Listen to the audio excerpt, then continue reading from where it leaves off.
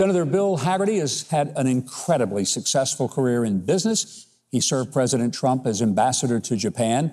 Then he was elected to the U.S. Senate in the year 2020. He's from right here in Tennessee. In fact, he grew up not very far from our theater in Sumner County, Tennessee.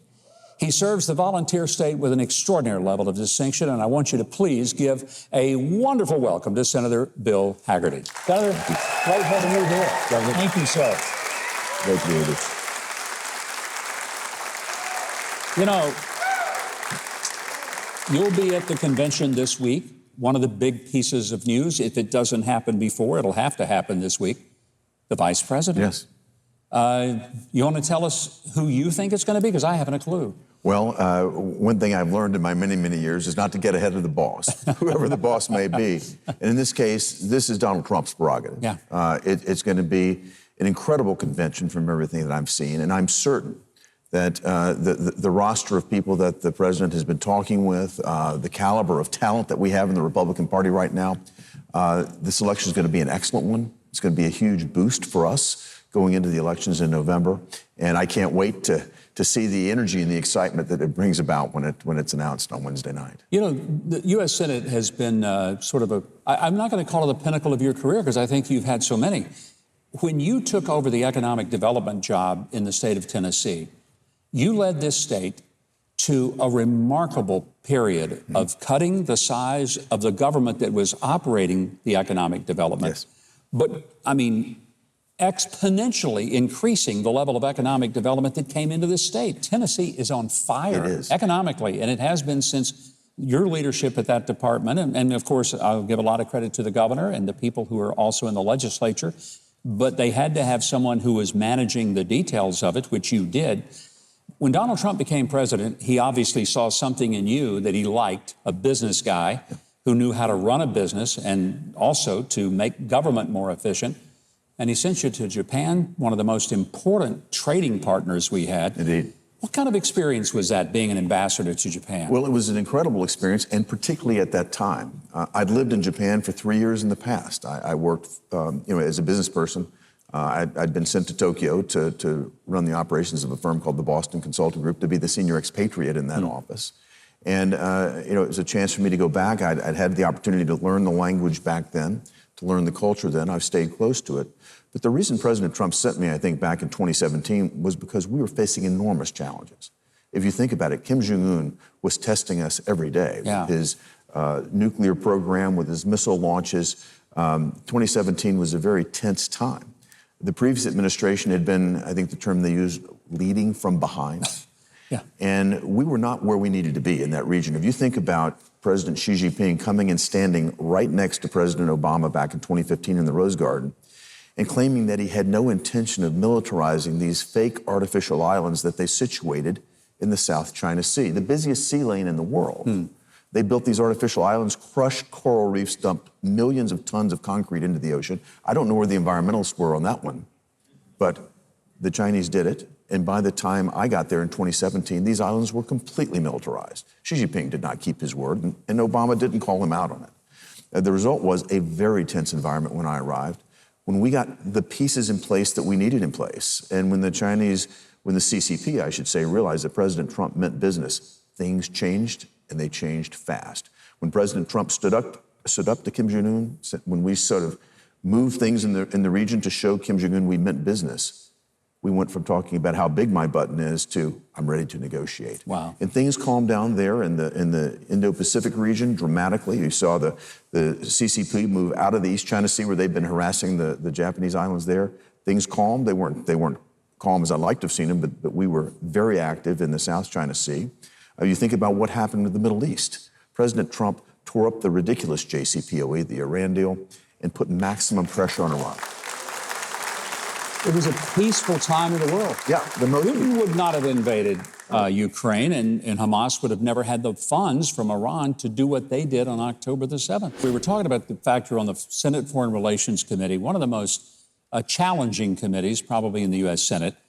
This week, Joe Biden hosted a NATO summit, and then he did they called it the big boy press conference. I saw that. He wasn't sure who the vice president was. He thought it was Donald Trump. I wish it was Donald Trump, then we'd really want him to resign. But when it was over, some of his, I guess, defenders said, oh, that was a masterclass in foreign policy.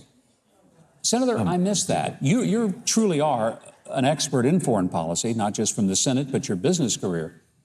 What am I missing? What has Joe Biden got on foreign policy that some of us aren't seeing? Well, I think former CIA director, former Secretary of Defense Bob Gates said it best, that every decision that Joe Biden has made from a foreign policy perspective has been the wrong one.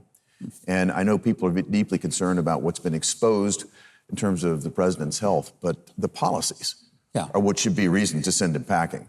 And if you think about it, go around the world. And when President Trump came into office, you think about the Western Hemisphere where we live right now. President Trump secured our border. That had not happened. It was a lot of work. But he secured our borders. We're looking at some challenges today economically. I want you to approach it from a business standpoint. Donald Trump came in and deregulated a lot of business. Indeed. Business started coming back. Manufacturing came back. Investment came back. Under a more liberal approach, more government, more regulation, higher taxes, and businesses started shutting down and moving off. That's not hard to understand. No, it's not. And so from a business standpoint, if Donald Trump gets back in office, what happens in America economically and in a business perspective for jobs should that happen?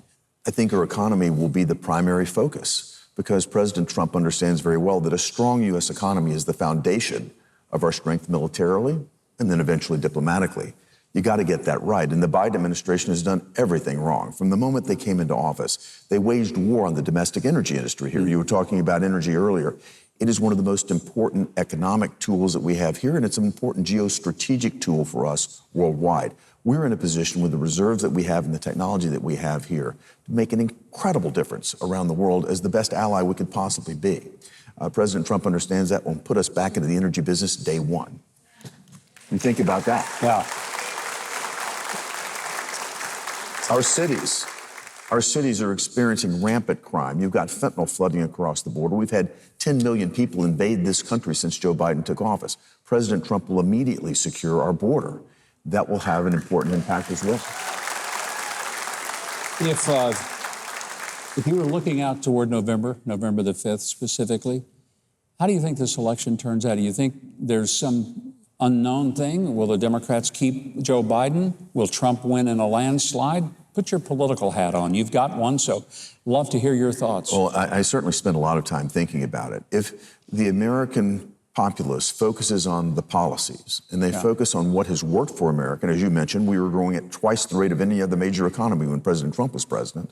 Under Joe Biden, we've seen our economy experience the worst inflation we've seen in 40 years. You know, food is up 25%. Gas prices up 40%, while the average worker is making 4% less when you account for inflation. So it's been extremely painful on America. I think if they get out and vote, and I'm encouraging everybody to vote early, vote absentee if you want to, vote in person early. I just did that.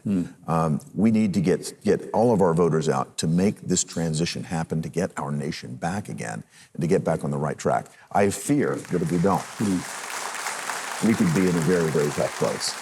Senator, I don't know if anyone else has said this to you. If they haven't, they should be saying it all the time.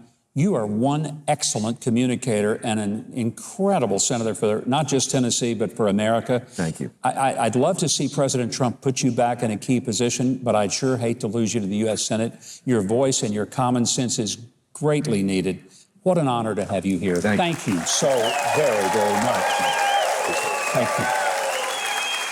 I hope you want to keep up with Senator Hagerty's work on Capitol Hill. If you go to Huckabee.tv and click on the guest page, we will connect you.